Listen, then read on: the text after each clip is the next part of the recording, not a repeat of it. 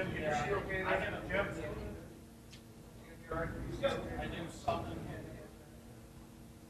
let's get started.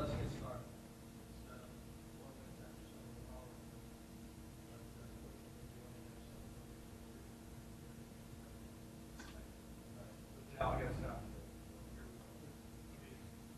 Here's the deal. Don't have the microphone. This is being recorded. So I would ask.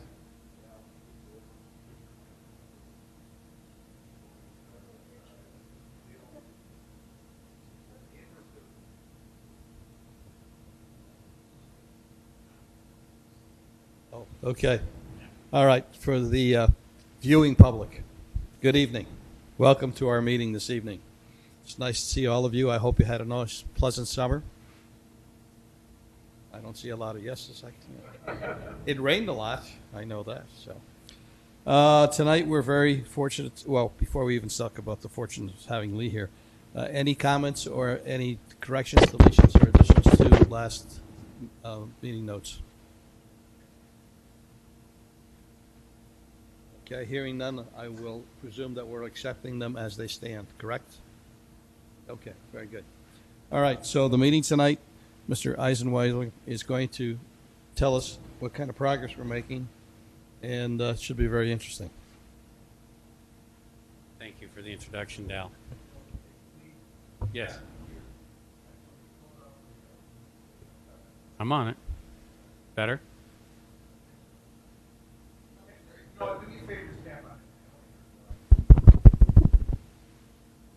Check, check. Test, test. 1, 2, 1, 2.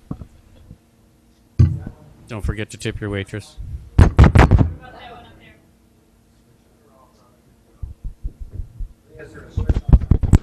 on. It's not very low. Test, test, test. Check. 1, 2, 1, 2, 1, 2. Test, test, test, test, test. Test, test, test. Test, test. Check, check, check. You want to put a different one down here? We don't have another one to put down. Do you want to put me somewhere else? I could work with Kim long distance.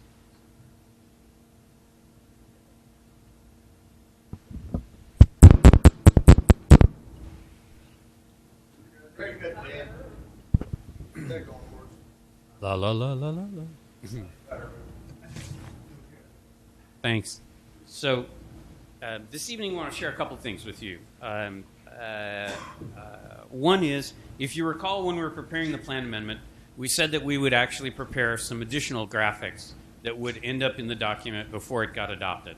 So we've been busy working on that, and we're finding some intriguing results as we sort of test what we think some of the rules for the zoning code might be on some real sites. So this happens to be the Key Bank site. So the church is here, and this is Key Bank. And if that building were to be taken down, we can't put anywhere near as large a building back based on the parking ratios that we apply today. So while we think there's like this huge sink of parking there right now, it seems like the place is nothing but the big department store building and a huge parking lot. It actually, we had to dumb down this drawing in order to provide enough parking. So the residential is self-parked. So this component is a bunch of townhouses, as we originally showed during the charrette. And if you can see here, they're tuck under parked. So they're garage parked within the townhouses. So those are fine. All of that parking you see is for this modest bit of mixed use that's up front. And that's because of your current parking ratios. We actually had 3-story buildings, 2.5-story buildings, the whole distance. And we had to put in these smaller buildings because we literally could not accommodate enough parking at your current rates. So why is that? Well, right now you're parking apartments at 2 spaces per unit, which depending on the size of the apartment, might be appropriate and might not. But in many places, that would be considered a pretty high ratio. You're parking the retail, I believe, at 5.5 spaces per 1,000 square feet. In many cases now, especially mixed-use settings, we're using 4 Even if there were offices in here, your parking offices at 5 per thousand, that would be a rate that we would use for medical office, but not necessarily for regular professional offices. We'd use a lower rate for that. So we clearly have proven out that if we want to stick with our urban form vision, we're going to have to really put a bent eye to some of the parking regulations and figure out how we can do a better job of that. Now, in talking with Scott and some of the others who do the development review here, it's clear how this has been worked out in the past, and that is that basically you allow an individual assessment, and so typically somebody coming in will meet the parking standard as much as they can, and then use the individualized assessment to get the exemption from the remaining portion that they can't fit on their site. So you are getting a reasonably good urban design, traded out for lower parking ratios. We went, Dan and I went to look at the, the limestone lofts, I think it was, the upper stories are called, but the new Bella Aqua on the east end of town, the new 3-story mixed-use building. And if you've ever been to the backside of that site, what you'll discover there is a fascinating and brilliant solution, which is that they installed parking on what really is almost their neighbor's site. So the old white clapboard building that's there on the corner has 0 parking, and the new building has parking that reaches around and behind that building. So it's, in essence, using the parking that is for the next door building, which got an exemption because it's an old building and it's been there forever. So even on existing projects, and that one was a joint project, of course, with the village. The village has no parking requirement for buildings that face Main Street, so things were worked out for that site. But again, you are right now kind of working parking out on a case-by-case basis, and it seems as though we're going to have to put a bent eye to some of the standards. But the reason we are trying to do some of this is to give people a sense of the character. So this is medium scale node on this side and low scale node on this side, if you recall. That's where the committee has placed it. That's what the plan amendment says right this minute. So you are seeing the 3.5 stories, so a habitable upper story there, 2 stories of residential, and then the mixed use built in on the ground floor. Could be office, could be retail, could be anything. It just needs to be built as though it were one day going to be retail. Then you see adjacent to it are the lower scale buildings, which are just mostly single-story retail. I would guess if somebody was building that second building, they would probably try to put a little bit of office in that second floor. It doesn't make a whole lot of sense necessarily to make that a tiny little residential floor like that, but it might make sense to lease it as office. So that's kind of where we're getting to in some of the testing. We're still working on this drawing. Eventually, a drawing like this will become part of the plan amendment to show what the possible form would be here.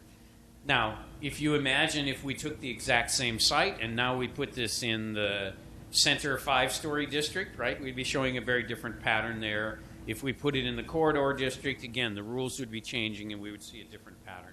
So what I'm going to show you tonight is a little bit of the regulations themselves that set those kinds of rules, and we're going to talk a little bit about what those differentiating factors are that really are going to set those different characters of places. So any comments or thoughts about this before I move on to some of the code pages?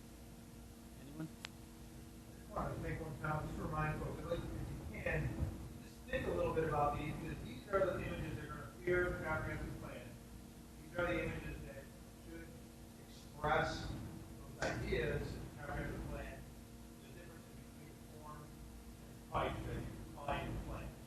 So remember, we had this conversation about putting specific measures in the plan, of trying to introduce specific information, sizes, things like that in the plan.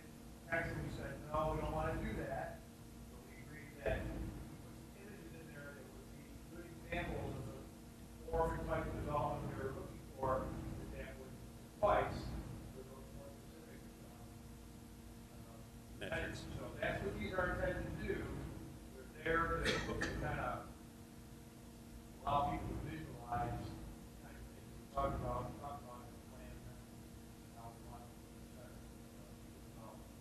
right this minute, it's a little under-inspiring. So we've got to work on that a little bit.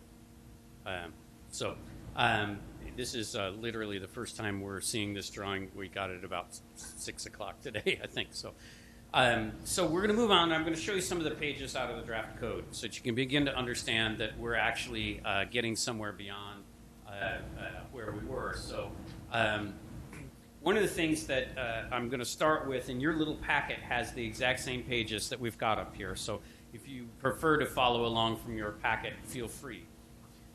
One of the things we discovered when we initially sent some of the pages to the staff was that they absolutely got stuck on some of the minor details, like how are you going to measure height, and how does this happen and how does that happen.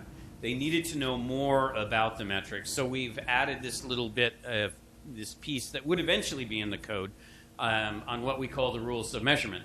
These are not trying to be the complete rules of measurement at this point in time. They were just enough to kind of answer some of the questions that staff was coming up with about the metrics that are on the individual pages. So I do want to show you a few of them. So if you go down slowly. Yes. All right. I thought you were going somewhere different. I thought you were saying this is what it looks like this thing, parking requirements, and this is what we're going to propose to change parking requirements. That's not what we're doing. We're not going to change any of the parking requirements. I think we're going to have to change some of the parking requirements, and at least in these center types that are mixed use. All right, let's say construction can't Next. Now. Not in the comprehensive plan, because the plan is setting the vision for the form. It does not have any of those metrics in it. But before this zoning can possibly go forward, absolutely has to be a discussion we hold. So we have great form that's unbuildable because it would underbuild every site in town if we use the existing metrics for parking. Unfortunately. Generally, your conclusion was that we are over-parking development. Yes. I would love to look at, the Thanksgiving Day Google image, the Friday after Thanksgiving Google image and see what we think. I was talking with somebody about the new Whole Foods, and, for the first week or two, completely packed on Saturday afternoon. Last couple of weeks, not so much. So, are we somewhere close to right? I don't know. Plenty of parking there, so it may not be the perfect example. That's as much development as we can fit on that site. So even though we zoned it, You're going to have some lower intensity buildings on the site just in order to be able to successfully park them. The focus on height is correct. If that 3.5-story building were immediately next to your single-family house, you might still be concerned about it.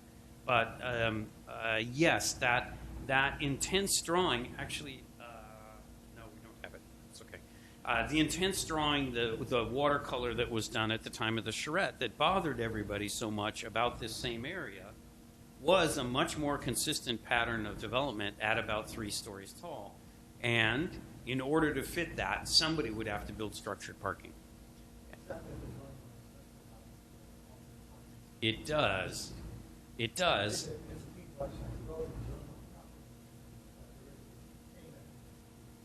I think that is the answer to why things are working, somewhat functionally today, is that the pace of buildings is slow enough that those considerations happen, people can talk about it, and come to some reasonable compromise solution. That if you're going to rely on the open and parking ratios, correct, every single project you did, commercial areas would have to rely on the open and parking. Yes. Yes. Not the long-term solution. Yes. Agreed. So, so one of the things we're going to do is have a look at some of those previously approved ones, and kind of put a bent eye to some of that, and then we'll have to talk some about sort of best practice for some of these ratios from other communities, and see where we're going. We're not going the Buffalo route of there's no parking. That's not an option here, at least right now. But we're going to have to get a lot closer. So especially if we're talking really about neighborhood serving commercial, that is intended to have some component of walking and biking. One of the principal reasons we put this piece up front is because unless you understand a few fundamental regulatory ideas, you aren't going to get the difference between buildings that will show up out of this. So I want to show you just a couple of things. Go down to the Build 2 one. This Build 2 zone, it's right here. So you could even blow it up if it will let you on that drawing. So one of the things is on the page that says Build 2 zone on it, there's this drawing. This is the tool of choice for almost all form-based coders now. Is instead of the permissive setback and just saying don't come any closer than this, now we say don't be any further away than this. And it's actually started to become a very sophisticated tool. In this case, we use a zone or a range with a minimum setback and a maximum setback. Don't come any closer than this. Don't push your building any further back than that. So that's the start, is your building has to sit in here somewhere. And in the most Main Street environments, that in here is the shallowest. You're bringing the building the closest to the street with the least ability to move it back and forth. In the suburban area, you're going to see you can push that building further back on the site, and you'd be allowed to do that. The other piece is, so that's forward and backward on the site. The other piece is the side-to-side piece. So this is expressed as a percentage of the width of the lot that must contain building. Doesn't necessarily mean one building. It could be 5 buildings across. But it's basically saying if the lot width is 100% and I say 70%, then I'm going to have 0.7 times the lot width that's going to be building. And then 30% would not have to be. It could be parking. It could be open space. It could be whatever. Stormwater. Any of the other elements of your site. But if I say 70%, that means 70% of your width has to have a building on it. So this set of tools is a really powerful way to change the form of development by manipulating the basic location of the building. So keep going down. Let's see what else we should talk about here. So another idea that is very important to many urban designers, if we were to take that Key Bank site and I say 70% Build 2 on it, you might decide to put it all the way on the western end. There's another idea floating around that most urbanists feel strongly about called hold the corner. And that is that when you are at an intersection of 4 corners, you want buildings at the intersection. You don't want huge open spaces there. Now, in the case of this, the image that we showed you to start with, of course, we're going to have an empty corner because of the church. But the church is a grand civic building. It is, out of the ordinary. It's an extraordinary civic presence. And it's okay to be different. But if all you're building is shops, we don't want some up to the corner and some pushed back. We don't want a non-formal pattern. We're trying to actually formalize this as a walkable Main Street. And so we use this rule that says at least some portion of your building has to be within 30 feet of the corner. You've got to be sitting inside the Build 2 zone there. What this allows us to do is maybe it's a small building that's in the corner of the site and a larger building further over, but it allows us to at least have some presence right there. And if you look today on at least the northwest and northeast corner there, there's nothing there. Or if we go to the corner that has the Manhattan Bagel and the kind of strange townhouse guys, back in the back, both of those sit behind large parking lots. Not a highly walkable kind of Main Street kind of an environment. So again, this is part of our toolkit for getting the building in the right place and getting the right pattern. Keep going. Parking setback is another important one. I'll show you what those numbers are. But basically what that does is pushes the parking back sometimes farther back than the building. Sometimes the parking setback's short and it's allowed to be in front of the building. But sometimes you don't ever want any parking in front of the building. So we use parking setback in addition to building setback in order to manipulate the parking location. In the bulk and mass world, the main thing everybody wants to talk about is how do you measure height. If you keep going down to the little image for height. So there are some important things. If we are going with 3.5 stories, the half story basically has to have, the habitable space has to be 7'6" tall, according to the building code, and it can't be more than 50% of the ground floor area of the story below it in order to be that half story. There's the challenge of mezzanine. Sometimes if you have a tall story, someone will want to slip a mezzanine in. So according to the building code, you can have 1/3 of the floor area of this room in a loft portion here. 1/3 of this floor area could be a loft, and this would still be considered 1 story because a mezzanine is not a story either. So these are some of the ways that people, work with the system to get more square footage often inside a building. Unfortunately, if we can't park it, they won't be pushing for that. So we may not see that. Go down to some of these others. So one of the other challenges is, what if we have a sloping site? This is a community that's going to have slope.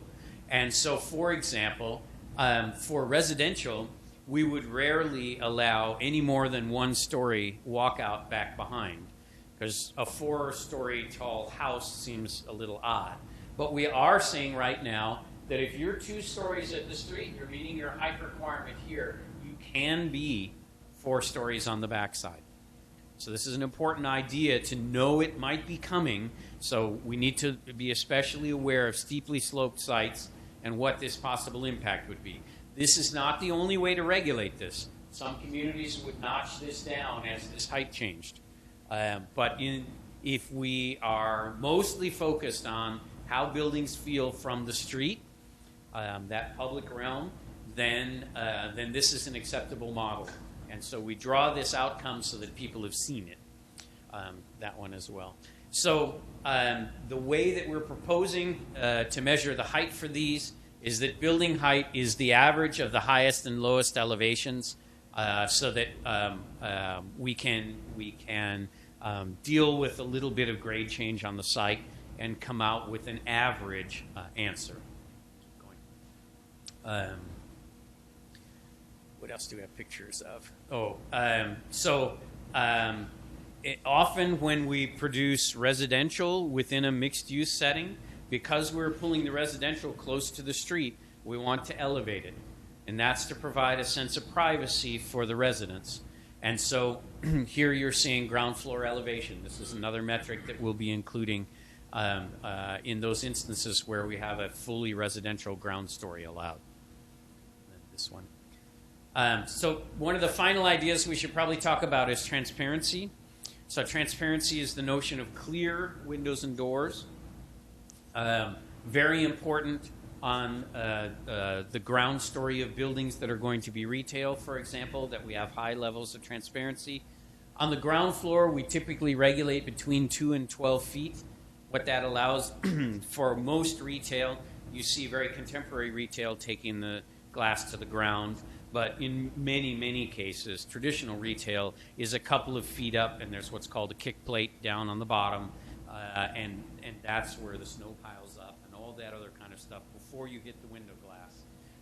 So we measure between 2 and 12 feet, so you're not penalized for blocking off that lower portion. So we are going to be asking when we have commercial areas that we get high transparency on those ground floors. Go ahead, scroll on down. I don't think there's any more. Blank wall, it's right there. Blank wall is the opposite of transparency.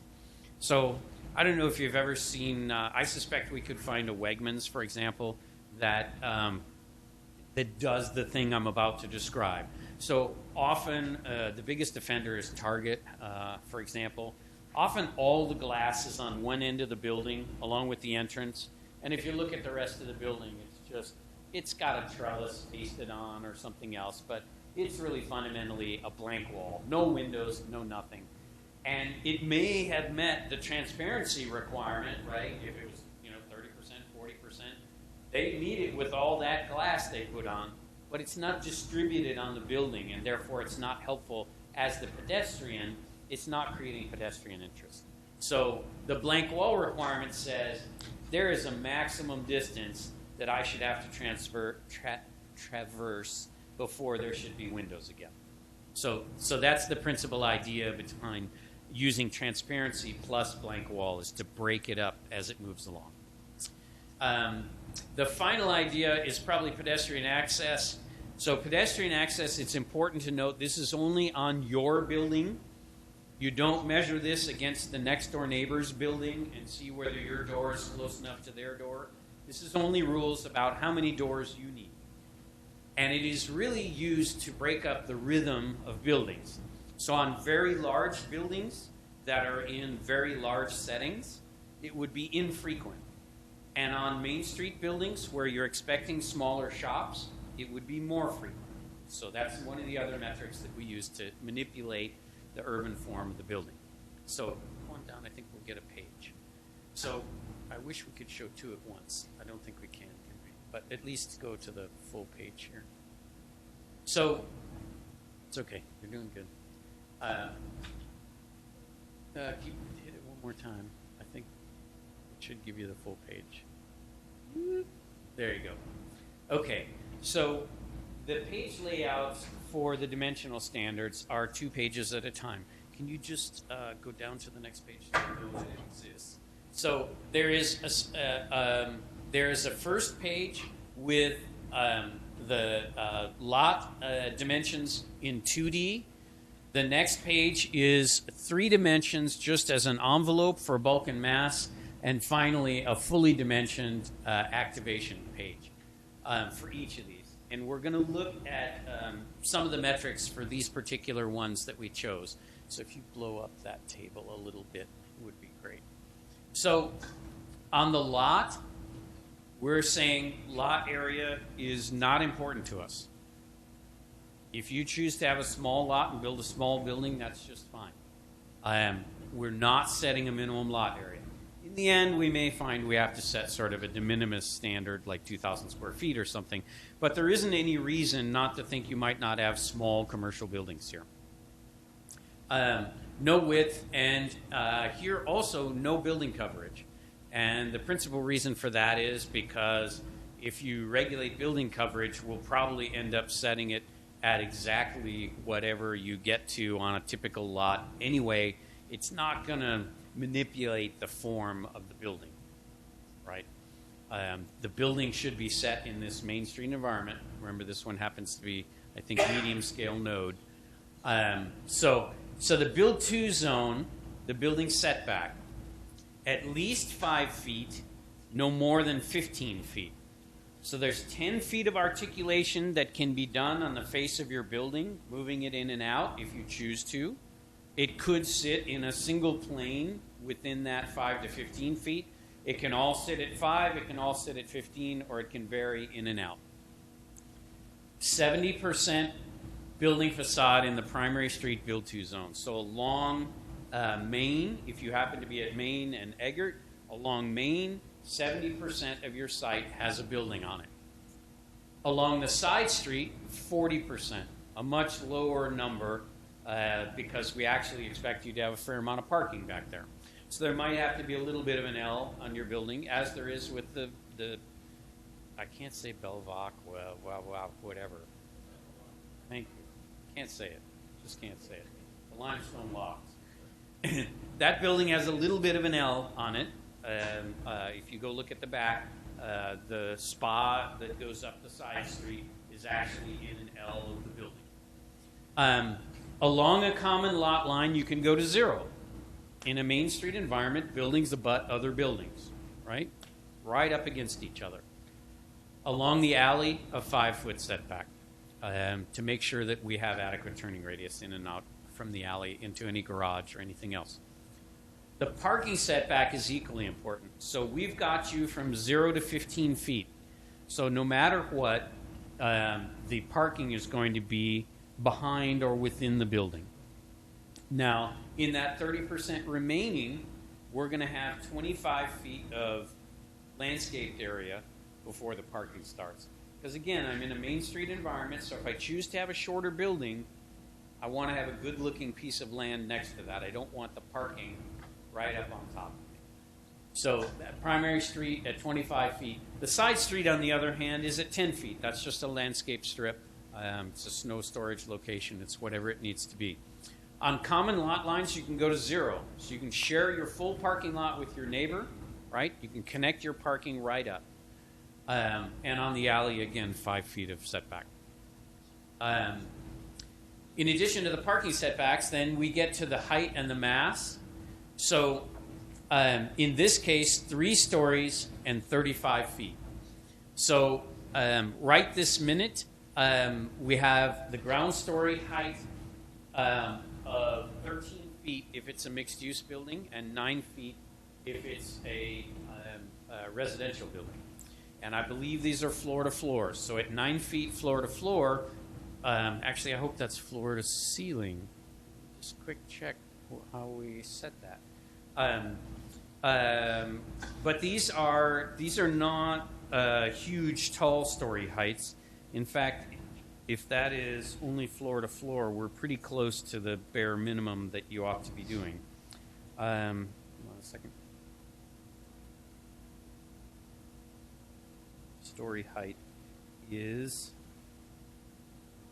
it is floor to floor. So for 9 feet, you are measuring from the floor here to the top of the floor above me at 9 feet. That means probably we've got about a foot or more thickness in the floor. So my floor to ceiling is 8 feet. And that's about as low as you want to go. The building code allows you to go to 7'6", but that is not getting in anybody's way. It's not requiring a loft. It's not forcing anybody to do anything super tall. The ground story height at 13 feet is also pretty nominal. If you look at the height of the Starbucks space, admittedly in a renovated building, but most Class A retail space wants to be quite tall. And so here's at least a slightly taller building height for that ground story. And then you'll see that ground floor elevation that we talked about from 2 to 4 feet. So at least 2 feet up if it's residential, and at most 2 feet up if it's non-residential. And that's mostly because we have to make ADA work for the front door of the residential. So you're going to have to ramp up. So to get that 2 feet, you've got to go a fair ways in order to get to that door. And upper stories on both are presumed to be residential or office, and therefore set at 9. Now, does that require you to build only those numbers? No. These are the minimums. Now, if you count it up, you have 2 plus 13 plus 9 plus 9, 15, 33 of the 35 are chewed up there already. So you really only have 2 more feet on the mixed-use building that you could use somewhere. So the mixed-use building at 35 feet in height is still it's a fairly modest building in the scheme of things. It's not going to be tall grand floors. And I wish I knew how tall the limestone loft was right this minute, because I suspect that the loft floors for residential are a fair ways taller. We're seeing a lot of apartments at 12-foot ceilings now. So in addition to the height requirements, there is a building mass requirement of the street-facing building length. We may have set these too long for this kind of environment, but we had to start somewhere. So right this minute, we're saying it's 200 feet long. That is a long building. But it is probably 2/3 of a typical downtown block. I would guess, do you know what Buffalo's blocks are? Downtown Buffalo's? They're probably 200 to 300 feet per block for downtown Buffalo. So if you think of it as most of a downtown Buffalo block. And that may be too long in this environment. Maybe we want more of a break, and therefore we need that building to break more frequently than once every 200 feet. But we have that tool here, and we can calibrate it. Then, in addition to that, here's the transparency. 50% on the ground story on the primary street, on the side street, dropping the transparency, upper stories down to 20%, and 30 feet of blank wall on the face of the building, and 50 feet allowed on the side of the building. So a fairly simple pattern that gets us a pretty good outcome. If you walk past the spa in the new Limestone Lofts building, you'll find that all of the windows have been screened out and the transparency is gone. So when you go down the side or the front of that building along the spa space, they basically could have been inside an office building and you'd never know, because they don't really have any street front presence at all. In fact, the double doors for it are wooden doors, so there's not even any transparency on the doors. So that is not an allowed pattern in a retail, full-on retail environment. Now, not every center is going to be retail everywhere. So that might be okay on that building in its location. Here's the entrance spacing. A street-facing entrance is required. The spacing is 50 feet max on the primary street. That will give you a bay width of about 50 feet. And the depth of a mixed-use building is about 65 feet, right, because of a double-loaded apartment upstairs. So 50 times 65, you'll have about a 3,000 square foot space as your nominal spaces if you use up the entire space below a typical bay of apartments.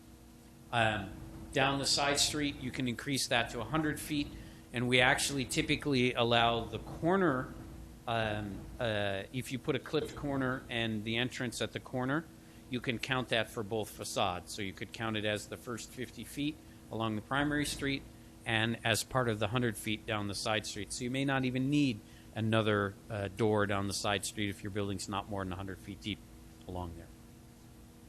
In addition, we're talking about regulating some nominal building elements that are very often done in awkward ways. Anybody know what a Juliet balcony is? Dave does, of course. So a Juliet balcony is the balcony where you open the fabulous French doors and the railing is right there. There's not even one step out, right? So a Juliet balcony to me is no balcony at all. Yes, it's light and air inside your building, but you might as well have had a big picture window. You know, it doesn't give you any outdoor space. There's no chair, there's no nothing. So the only thing worse than a Juliet balcony is to actually be given a balcony that's not even big enough to put a chair on, which is, you know, the 2-foot little, you know, cantilever basement on the front. That really is only for the building articulation and doesn't have anything to do with usability. Again, I wish I had my pictures from the Limestone Loft building. They actually punched the balcony in. So the balcony comes out a couple of feet, but it also is pushed back into the space.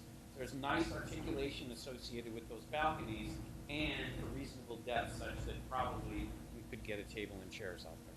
So that's one of the kinds of things that we regulate. The other one that's incredibly frustrating to us is what we would call a gallery. The space that might be like an arcade or a gallery where there's a column and a roof of some kind going over to a building. When that is set so small that two people with umbrellas cannot pass inside it, you've failed. Right? Because on a rainy day, everybody wants to be inside the gallery, and who's going to put down their umbrella just to walk your building's length and then have to put it back up again? So really, there's a certain depth to a gallery that has to be respected to make you feel comfortable in it and to keep it functional. It's supposed to be protection from sun, wind, rain, etc. So there will be some rules for some of those elements. Finally, the final piece is there are options for different frontages. So when we talked about the kinds of places that these places are, we may need different frontages. Would you skip on down to the frontages, past the pages, past those? There. So, for example, we have a village frontage. This is the most urban main street of the frontages. It actually resets some of your numbers. So it resets your build to zone and pulls the building even closer out to the street, 0 to 10 instead of 5 to 15. And it requires 90% build to, meaning I want a building across your whole property. The most you're going to get is is a driveway into rear parking or a way to get around your building to the back. That fundamentally the village frontage is for a Main Street setting. Most of the rules still come from the other piece, but other things get tightened up. The entrance spacing here is tightened up to 40 feet from 50 feet, and it's intended for small retail tenant spaces. So you would not apply this on some big stretch of roadway that you expect large buildings on. This is for the small buildings of the Eggertsvilles and Snyders of the world. On down to the next one. We have two more frontages for this area. One is called Green. Actually, stick with the picture for just a minute. So Green is pretty easy to understand. It's basically pushing the building back 10 to 30 feet, not allowing any parking in front, and therefore getting a deeper landscape frontage.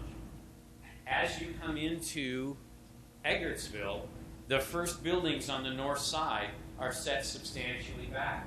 And there is actually a fair amount of green space there. And there's this transition from the residential neighborhood up to some commercial buildings behind green space and then to the little Main Street. Right?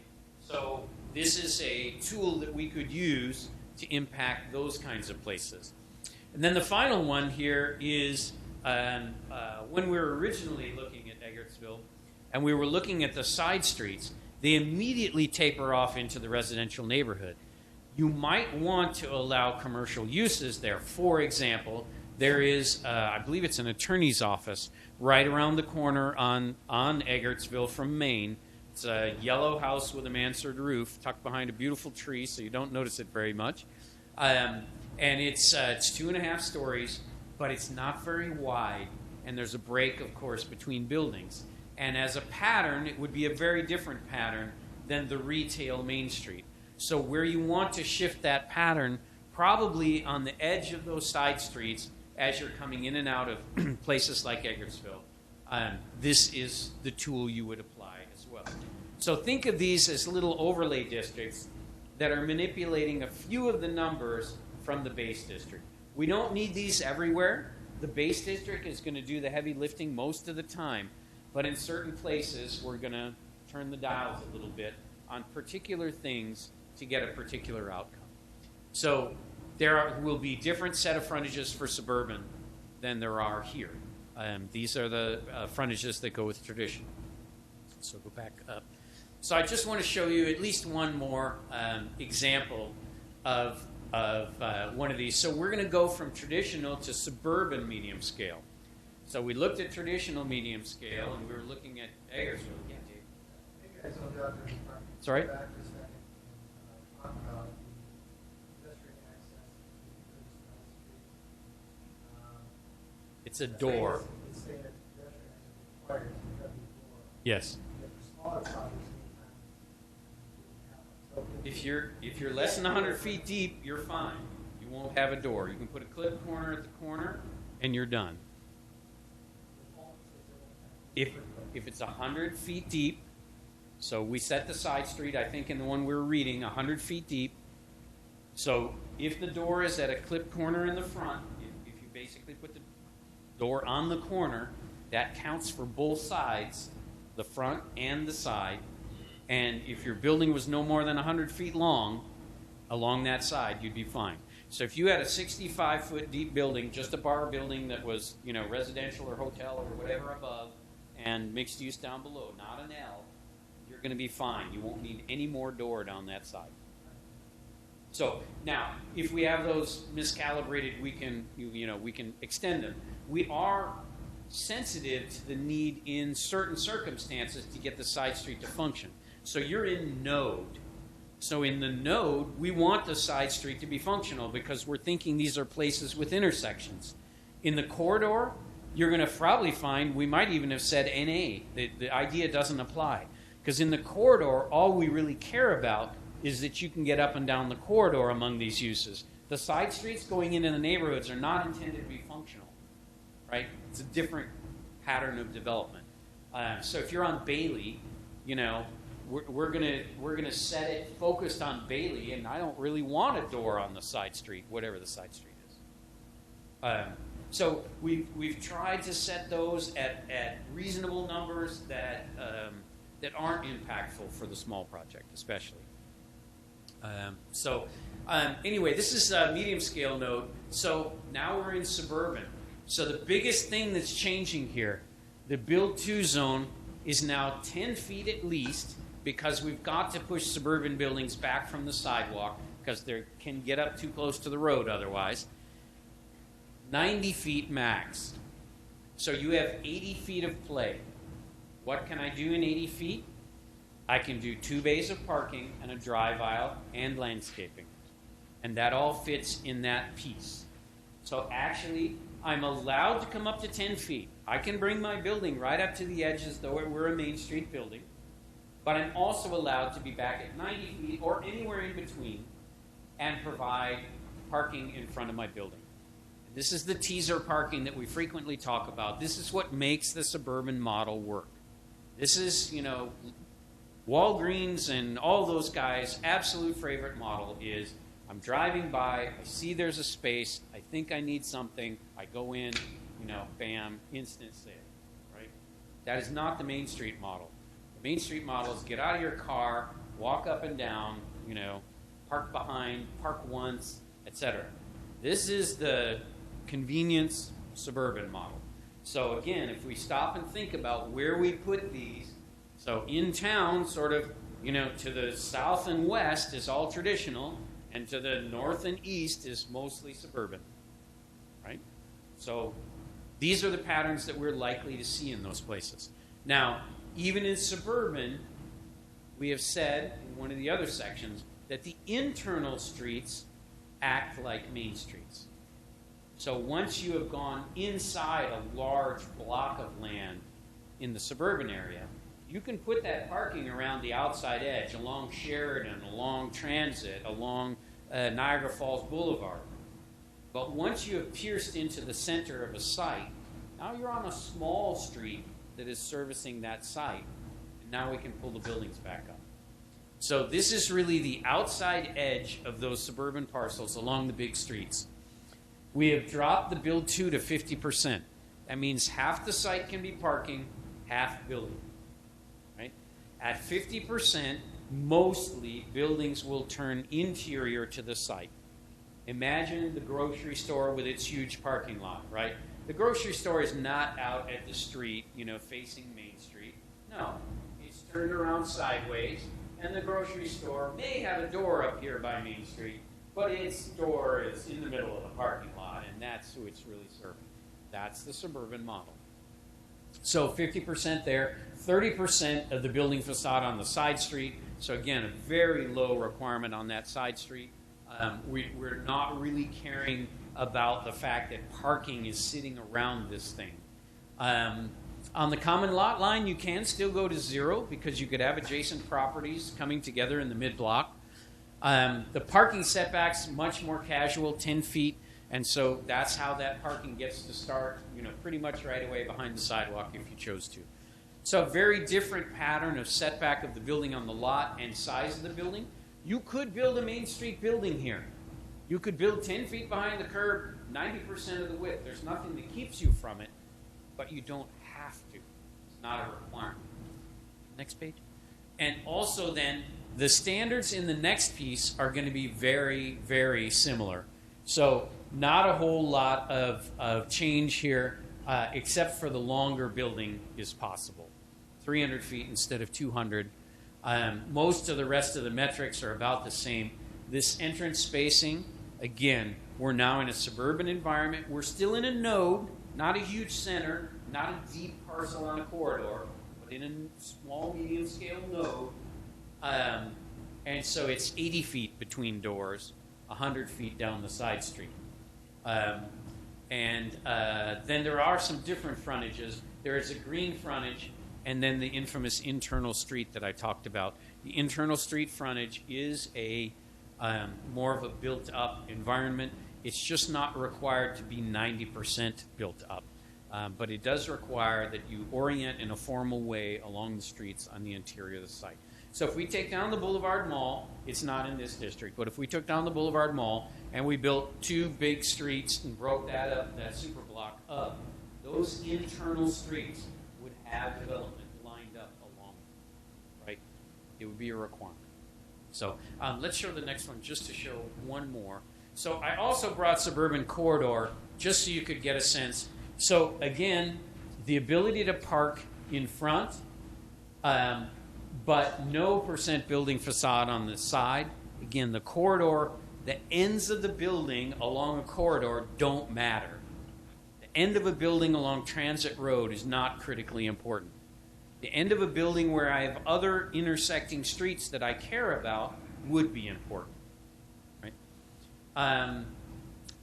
Mostly after that, the same setback. So, kind of one big change right there, down to 40% build out along that front lot line. That might mean, again, that you've turned a very large building sideways and the majority of the building is going interior to the site.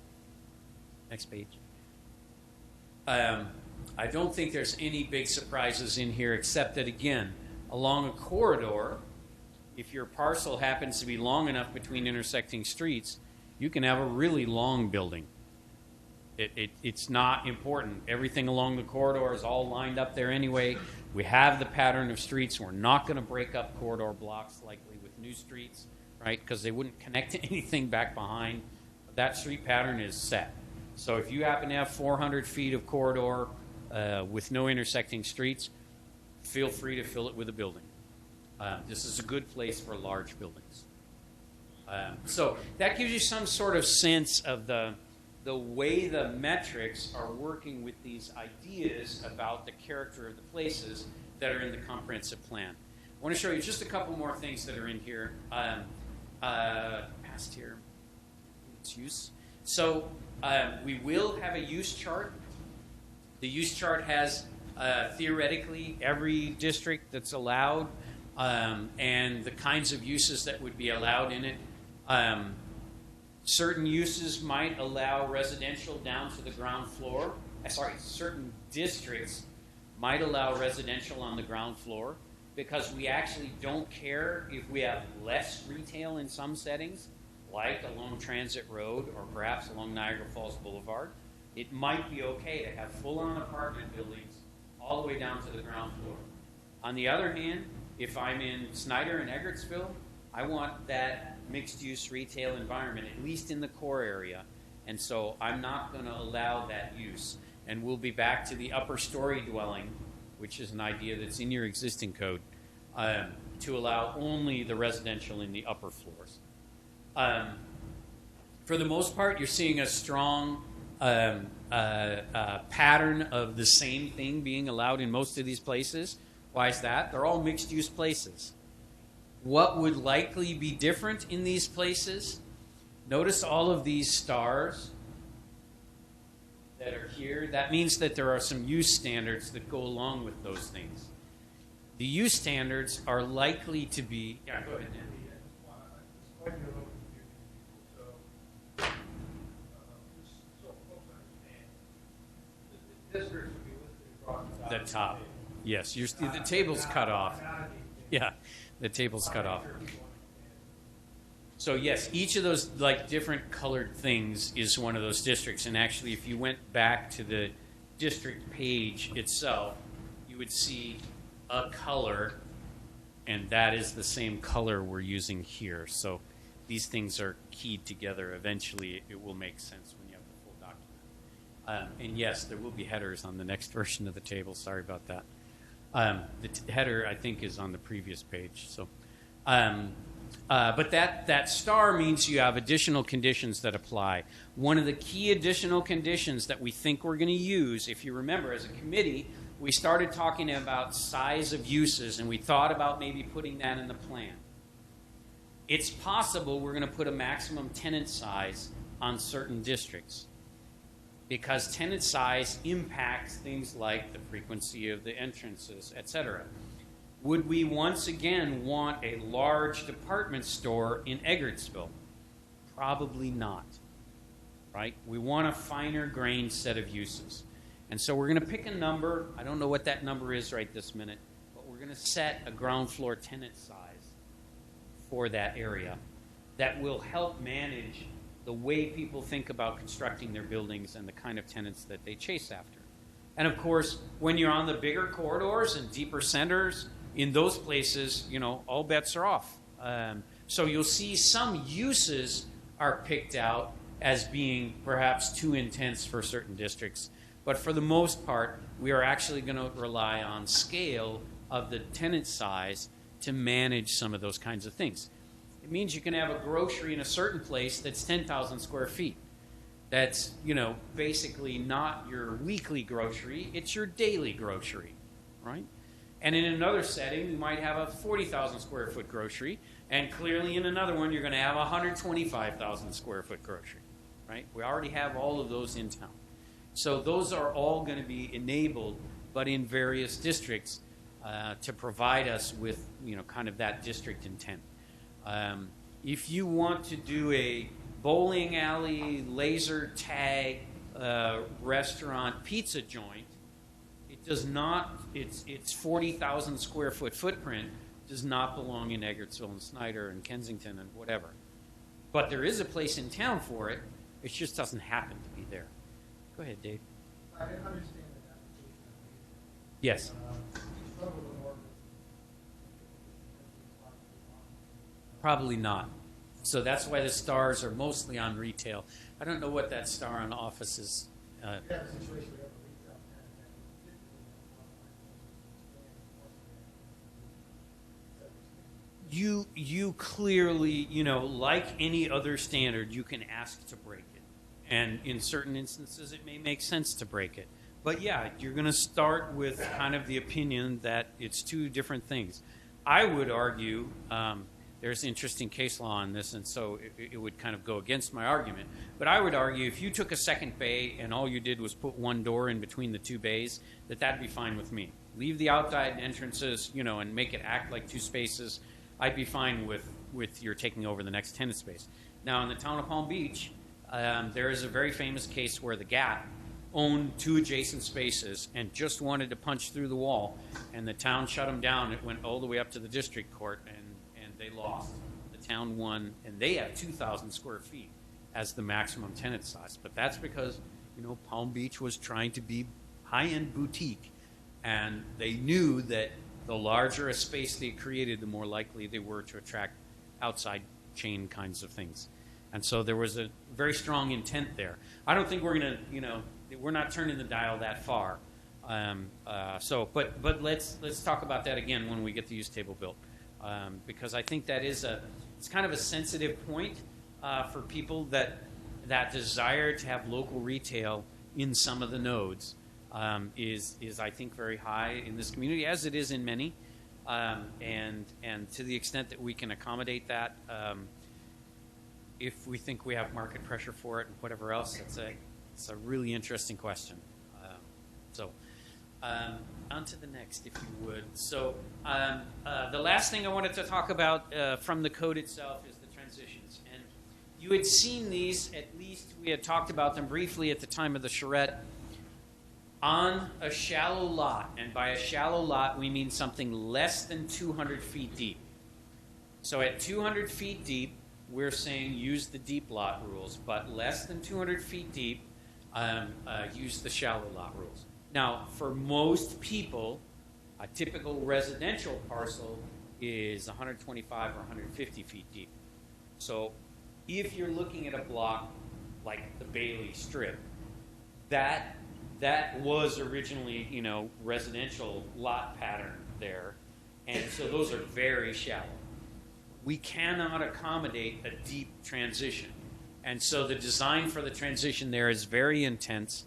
Right this minute, we're showing it as landscaping and a wall. The wall closest to the neighbor, the landscaping on the inside. The landscaping does presumably includes small trees and canopy trees, so that basically eventually you would not see the building. So this is what the shallow one is, and then in addition, there's the deeper one. The deeper one is a deeper setback, and it requires 20 feet of setback. On 200 feet and less, that would be taking 10% of your land area, and that seems a little excessive to most people. So the buffer there is tighter. The buffer here is a little more gracious. Now, there is an issue that we need to talk to you about this. Can you open up the other window there? So you guys may remember, it's actually up there. There you go. You guys may remember this site. You can blow up the red part. Yeah, there. That's good. So this is Wegmans at what and what? Help me out. There you go. So this is Niagara Falls. It's actually oriented north-south. I love it. So this is the Wegmans parcel. Let's imagine it wasn't the Wegmans. But let's say that we were applying a 5-story district to this. It is a large, deep parcel. There's a lot of land area left here, even with the Wegmans on there, and it's a huge parking lot. This is single family. That is single family. And there's a piece of multifamily. Now, this single family, unfortunately, is zoned multifamily. And that was because at the time, to get the lot sizes, you had to go to multifamily. But it's most of us would drive up and down the street and say it's single family because it's single family houses just happen to be on small lots. As it stands right now, if you used only the transition, I could have a 5-story building 20 feet away from this lot line. And I think most of us are kind of going, ooh, 5 stories right there, maybe that's a little much, right? Even if I don't have windows looking in my backyard and whatever, it's a bulky building there. It's 2 stories taller than my house. It's big. So we have 2 choices here. And one choice I'm hoping you'll help me eliminate tonight. In some communities, they would take a 3-story district and they would take a band 100 feet, maybe 200 feet deep into the site, and they would zone an L-shaped piece here for only 3 stories, just to make sure that transition was never out of alignment. That basically no transition was needed because the building was short enough, it was pretty much compatible with you. So that would be called split zoning, meaning we're putting 2 zonings on a single parcel of land. Not along a lot line. There's no lot line there. This would be just measuring into your property a certain depth and saying, whoop, right here, 3 stories, after that, 5. It builds a great transition. It's not that it doesn't do that. But the split zone is hard to manage. It has to be interpreted at the time the application comes in. It is a long-term challenge for the parcel. The more frequent answer is a bulk plane. So a bulk plane is something you guys have some substantial experience with in this town. It hasn't always worked right for you, and you've manipulated it recently to where, for the most part, it doesn't work for anybody except 3-story buildings. So the way a bulk plane works is usually at the lot line, you go up to the adjacent district height, and then you allow increased height by pushing the building back or stepping the building back underneath the plane. Now, typically around the country, a bulk plane is almost always 1-to-1, a 45-degree angle. 1 foot in for 1 foot of additional height. So if you have a 12-foot story, then you would move 12 feet back in, right? Or you would have a 3-story building and 12 feet back in the 4th story and 12 more feet back in a 5th story, the wedding cake, as it's sometimes called. A 1-to-1 bulk plane probably makes sense here. I think this community got rid of theirs, the one that I wrote previously, because of 1 building and 1 bad outcome. And I understand why that happened. But you adopted a 3-to-1 bulk plane. That says for every story of 12 feet, I'm moving 36 feet in. So to do 1 more story on my 3-story building, I've now got half of a building that I moved in. I either lose half of a set of apartments on top of a mixed-use building, something, but moving in 36 feet. So to get 1 more story, I am now my setback plus 36 feet back from the lot line, which is, I think in most communities would be considered too flat. So that bulk plane, went from its 1-to-1 at 45, down to 3-to-1 at, 33. So one possibility is that we manipulate this tool a little bit and make it work a little better for you. Right now, we would require a 20-foot setback in the first place for your landscape buffer on this deep site because you're going from commercial to residential. Can we start the bulk plane behind the landscape setback, in other words, 20 feet in already, and then start the bulk plane? If we did a 1-to-1 at that point, then the 1-story additional, the 4th story, is now 32 feet from the lot line. The 5th story is 44 feet from the lot line. Most people would probably consider that adequate in terms of light and air, in terms of pushing that building back. So the full-on 5-story building is almost 50 feet from the property line. I think that might be a good compromise. What I'd really like to ask, though, is can we eliminate the idea of using the split zone, this sort of pre-zoned perfect transition, in place of a more mechanical solution like the bulk plane that we're talking about? One of the principal reasons I would like to do that is we all may not be involved with the next rezoning, and we might get a really bad outcome if we don't have a mechanical measure in the code. If someone didn't split zone, let's say someone got together a bunch of sites down here and they didn't split zone them, you might find something too tall, once again, adjacent to residential, without anything more than our immediate transition. The immediate transition's good, but it's not enough for those 4 or 5, and potentially even 8, which is our tallest district, story buildings.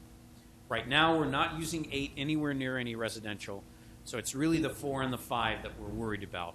How far would I push that stuff back? And to my mind, giving you a little more than you used to use by moving the landscape buffer to the outside of that and then pushing it back is probably enough.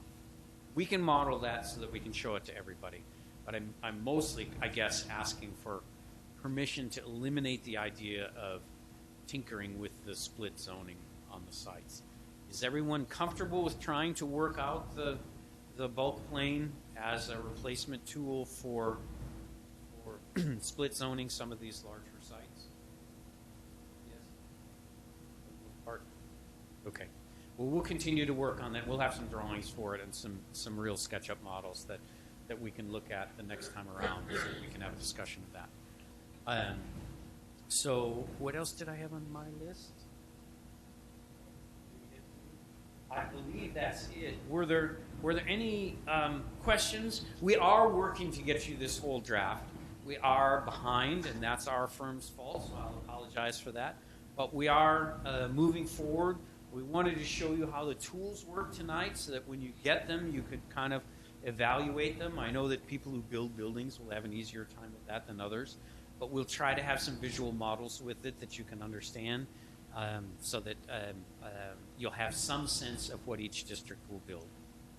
Dave? So the, just kind of zooming out.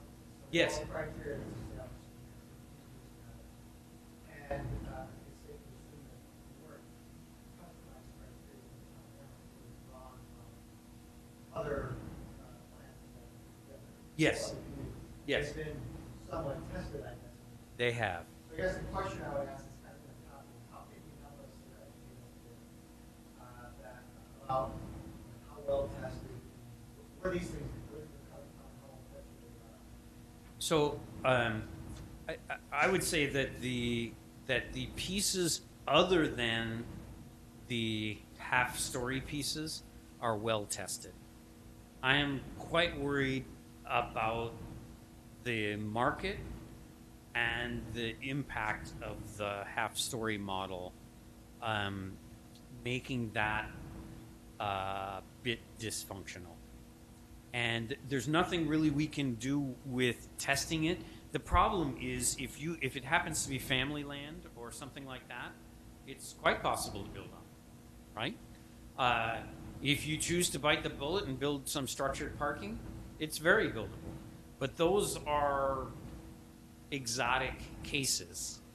And so I think that we are setting ourselves up for not a whole lot of change in those areas, which seems to come close to matching some community desire, so maybe it's not a bad thing.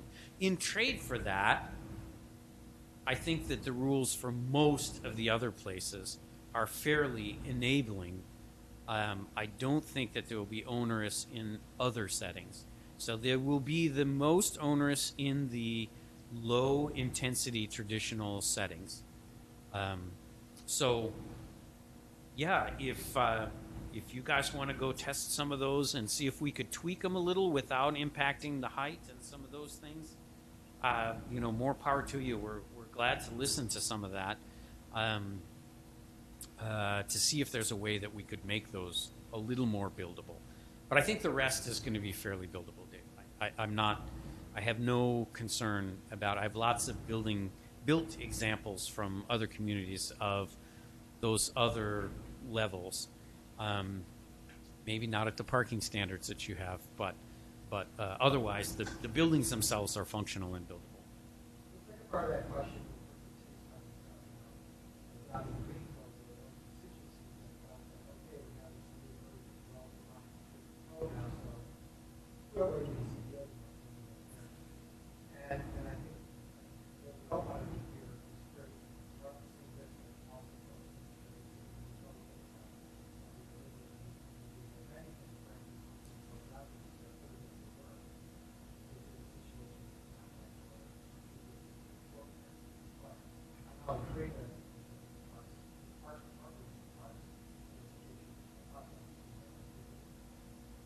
So I think a couple of things. One, we've not really spent much time talking with the town about the development review within these districts. In many cases, when we provide quite prescriptive standards, we also provide an option that is not a variance, called alternative compliance. And we haven't spoken about this here, so I don't know how this idea might sell and whether we could work a model out. Alternative compliance actually typically pre-specs some options for people. We give you the example of, the grocery store trying to come into the Main Street Center. The grocery store needs a whole wall full of coolers, and so they can't put transparency on that wall. The movie theater might need the same thing, right? Those are special circumstances. And yes, you could just go get a variance, and ask for a variance, claiming hardship, etc. That's not really the best option. The best option is to talk about the design of that side of the building and what you could do to make it intriguing to the pedestrian who has to walk past it. Because that's why you were putting the glass and the entrances in it. So on the movie theater, it's often, the movie boxes that have the posters in them. It's, some of those kinds of things. For the grocery store, it could be something, quite similar, something that could be active and changing, the equivalent of shop windows, but just as a small embedded case. So there were lots of ideas that we could provide, that we have provided in other communities, to say, with special permission, you can do the same thing a different way. You can achieve the same end a different way. That's one way to make prescriptive standards work better. The other would be to give some latitude in the site plan review process. And I don't know if that's possible at all. I don't know if that option has ever been considered here. But in many communities during site plan review, you have 10 and 15% ability to manipulate standards, whether it's the number of parking spaces, the percentage, of transparency, the spacing of doors, that kind of, 10 or 15% most of us can't even see on the building. It's just de minimis. Can we give ourselves that authority? So there might be some ways that we can soften that prescriptiveness procedurally to make this more functional.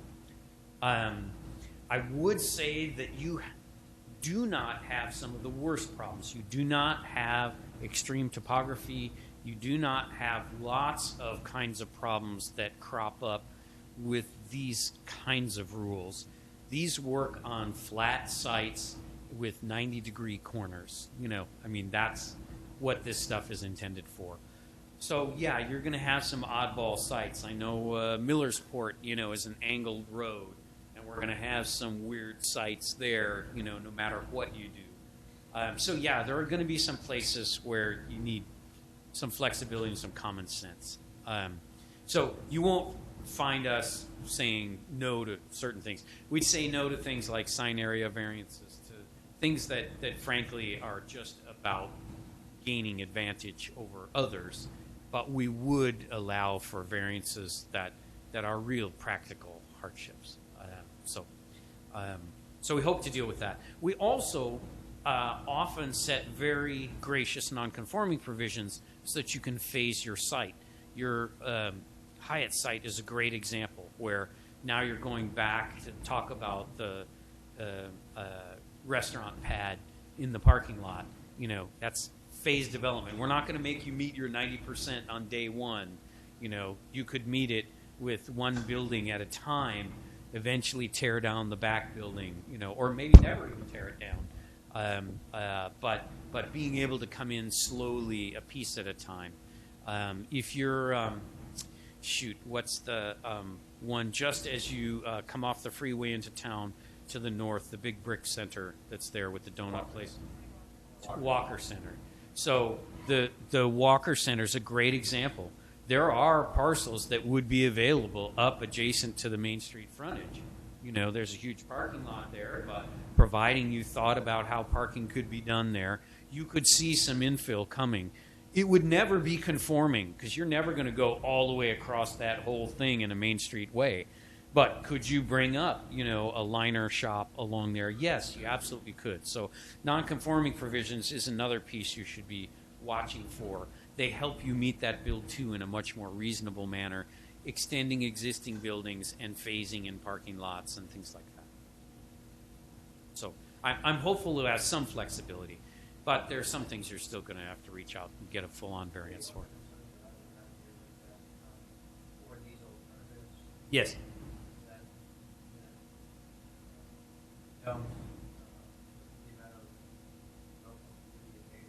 Yes. Where residents feel that they don't have, a venue where they meet their attitudes and their objectives, in the decision-making process. So I think that we need to keep that in mind. We select these options that you're talking about. We need to make sure that they're not seen, and that in actuality, they are opportunities for residents to come engage in the decision-making process, and it's not just a standard compliance of the existing. Yes. Glad to talk about that because you're absolutely right that once you've asked to modify things, you should be in a different conversation. But the beauty of alternative compliance is you're talking about design, not about hardship and whatever. You're really just saying there's a design intent here. Can you meet it in a more creative way? It's a great conversation to have with the community. Yes. Along those same lines, where you were talking about building that Yes. and having 200-foot, and then you talk about building development. Yes. Do those merge in some fashion? I know here we have a problem, especially with senior housing, apartment complexes, where they were building straight walls. Now have the offset required so often. Different demonstration issues. I hate to see, that last wall block here. Not something we want to have. So, those other issues. They need to. They need to. So we would often include articulation standards as well. And the main thing that these do is the metrics of articulation match or exceed the requirement for those elements. So yes, it can be a notch, but it could also be an any balcony, right? And yes, you could take credit for doing it either which way. And usually, when you present those concepts to the developer, at a certain point, they, the little light bulb goes on, and they see they can double dip. So the elements are not typically required. It's just if you are going to build them, they must be built this way. So the balcony is a great example where the slab can continue through, the building is cut back in and sits on the slab. You get an outdoor piece that is sitting, on top of the exact same slab. That's the kind of thing that's relatively inexpensive to build. The articulation is less expensive in that instance. And we set kind of natural breaks like 4 feet instead of, 5.5 feet or, something else to try to get at some of those things to make them more naturally buildable. So yes, I think they're not formally merged in the document, but yes, they show up in the drawings as, the same building breaks and articulation. Yes, in the buildings, yes. So you will see it in that same way.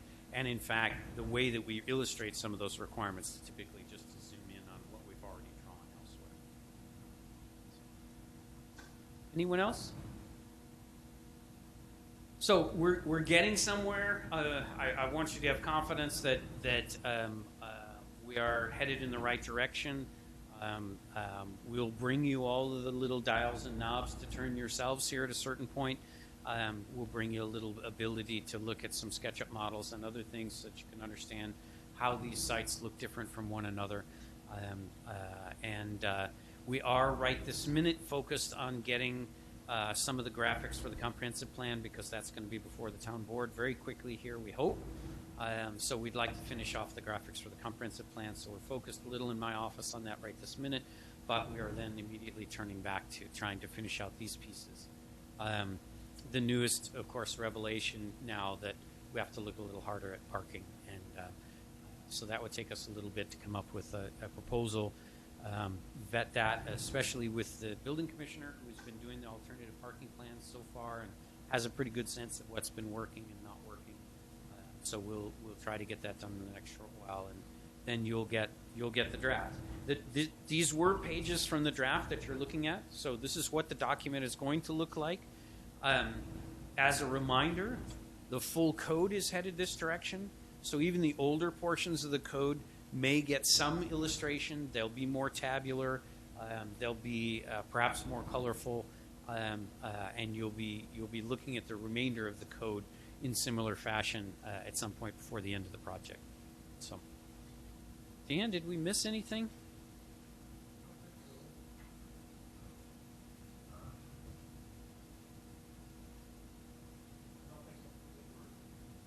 Last thing I think we wanted to make folks aware Meeting of. dates.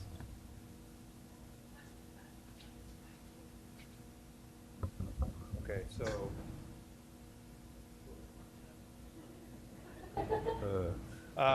But the last thing I think we want to talk about was some of the activities that are ongoing. So Lee alluded to it a moment ago. For those of you that don't know, the planning board recommended the comprehensive plan to the town board at their meeting in September. So the first hearing for by the town board for the comprehensive plan amendment will be on October 30th. And we're kind of excited about that. We want to push that along and get it out there and let the board consider that. We would ask that you participate in that hearing if you would, or be there to support us. We'll make a little presentation to the board. We'll get some public comment. We've gotten some, as you may or may not know. The planning board has had several sessions of a hearing over the course of the last couple of months, and we have gotten some feedback from different members of the community. I suspect we'll probably hear a little bit more over the course of the next month or so as the town board considers it as well. So any participation on your part is certainly welcome.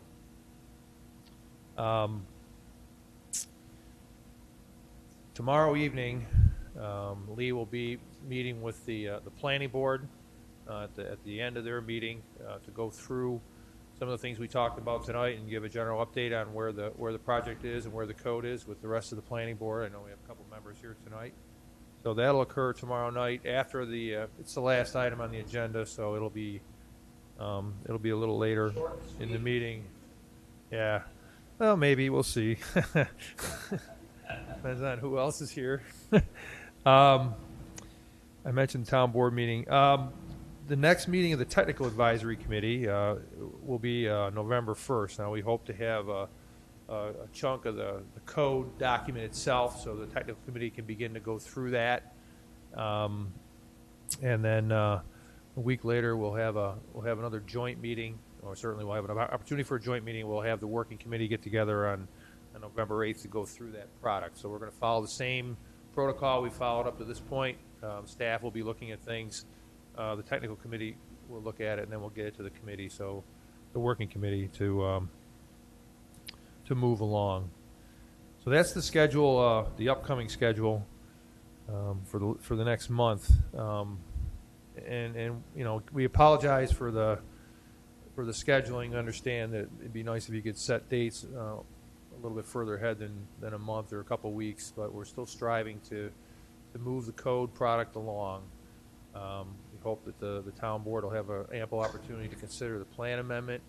This town board, the sitting town board, will have ample opportunity to consider that plan amendment, and the code will follow along. It's not likely we'll get the code to the town board before the end of the year in its final form, but hopefully we'll get a product to them. So members like Ramona, who've been working very hard on that over the last couple of years, will have an opportunity to have the code available to speak to that before the end of the year. That's the objective at this point. Am I forgetting anything? That's it. Rick, did you have anything you wanted to? Okay, Lori.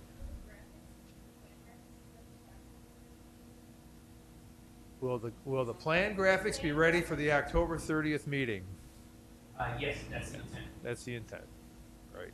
So, and I suspect that town board hearing will occur over a couple of their meetings. So, there should be opportunity for folks to look at those. Right, the town board meetings are October 30th, and the next one is November 20th, and December 11th. Okay.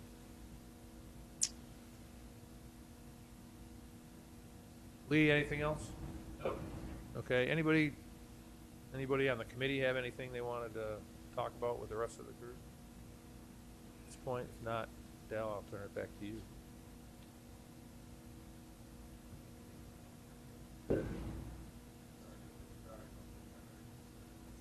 Not everybody's a giant.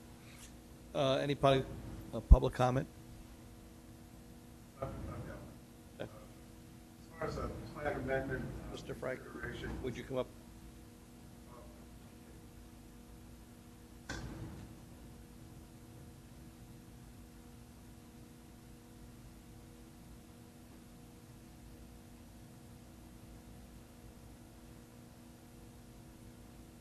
My name's Thomas Frank, and I'm suggesting a plan amendment having to do with the Ellicott Creek watershed for inclusion in the plan as far as the graphics for the 53.5 square mile town of Amherst, that it should, and this is being called for by and they just had the Great Lakes Restoration Conference, where people were here from all over the country as far as these